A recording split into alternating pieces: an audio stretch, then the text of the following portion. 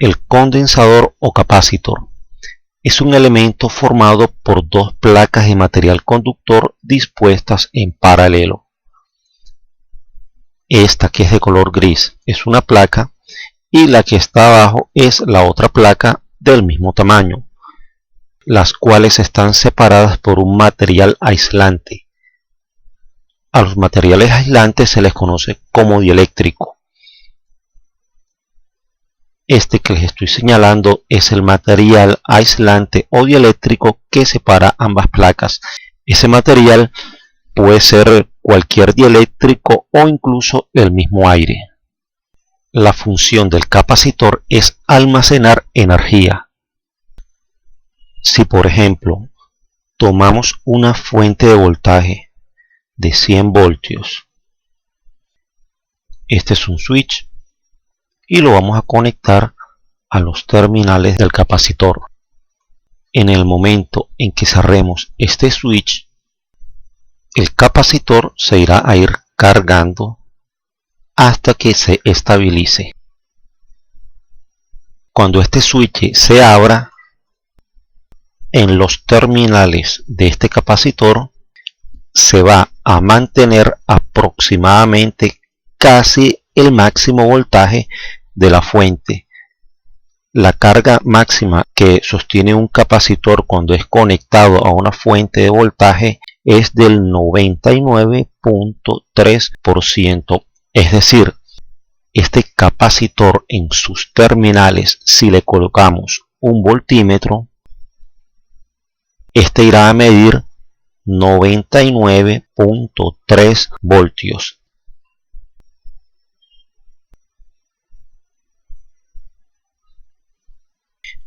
El símbolo del capacitor es el siguiente. Los terminales vamos a dibujarlos. Este terminal y este otro terminal. Y las placas también las vamos a dibujar. Sería esta placa y esta otra placa. Nos quedó un poquito separado, pero vamos a juntarlo. Bueno, este es un símbolo para un capacitor o condensador que no está polarizado. Aquí tenemos otro símbolo, el cual representa un capacitor que está polarizado.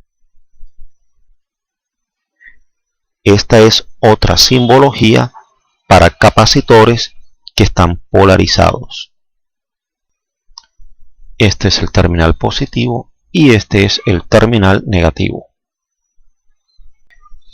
En el presente simulador les voy a explicar cómo es el proceso de carga de un condensador. Sí es bueno que repasen o hayan visto lo que son las cargas y la ley de Coulomb. Aquí vemos una batería con sus terminales negativo y positivo.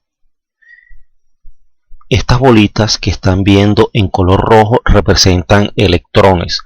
Recordemos que cuando fluye corriente eléctrica, lo que circulan son electrones, porque neutrones y protones están atados al núcleo del átomo. Ellos no se mueven. Los únicos que se mueven son los electrones. Los conductores, que son materiales, estas placas, que también son materiales, todo ello contiene electrones. En las placas vemos los electrones que les estoy señalando. A continuación voy a tomar el interruptor y lo voy a cerrar. Habrá una corriente que circule hasta aquí y otra corriente que parte de aquí y circula hasta acá, pero por el condensador no habrá corriente que circule. Recordemos que esta placa y esta otra placa están separadas por un material que es no conductor o aislador. También se le llama dieléctrico. Voy a cerrar el circuito. Observen cómo los puntos rojos o electrones están caminando. Voy a hacerlo nuevamente y observen cómo la placa que les estoy mostrando se va llenando de electrones.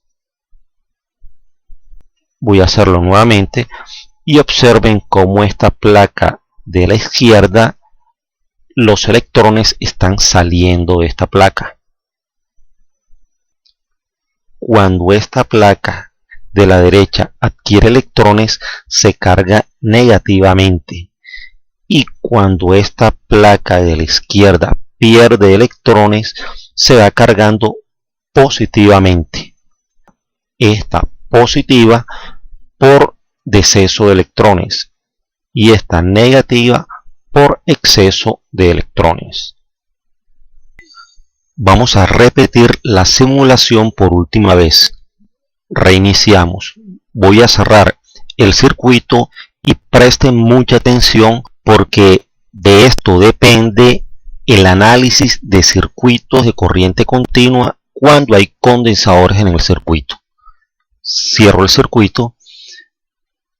Vean que hay flujo de electrones y el condensador se está cargando.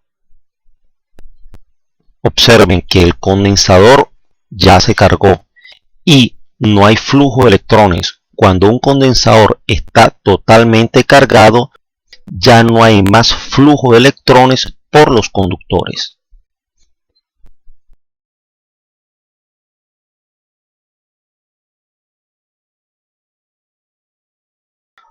Ahora lo que haré será abrir este interruptor. Lo que se puede observar es que el condensador ha quedado cargado. Véase la cantidad de electrones que está en esta placa y la cantidad de electrones que está en esta placa, que es mínima, y aquí es máxima. Es decir, este queda con polaridad negativa, este queda con polaridad positiva. Eso quiere decir que si retiramos ese condensador del circuito y ese condensador, sus terminales, lo vamos a conectar a un voltímetro, la lectura del voltímetro será prácticamente el voltaje de la batería, exactamente un 99.3%. Como el voltaje que se le colocó es de 10 voltios, entonces en este voltímetro se va a marcar 9.93 voltios aproximadamente. En este momento en pantalla están viendo algunos capacitores. Hay capacitores polarizados y capacitores no polarizados. Estos capacitores que tienen forma de cilindro son capacitores polarizados, son los que se representan con este símbolo. Y estos otros capacitores son los capacitores no polarizados y son los que se representan con este símbolo. La construcción de capacitores como estos es bastante simple. Aquí tenemos una placa. Esa placa tendrá un terminal. Luego se coloca el material dieléctrico. Luego viene la otra placa y esa placa también tendrá su terminal. Luego ello se encierra en un encapsulado el cual tiene forma de lenteja. Y en ese encapsulado estará escrita la capacidad de ese condensador.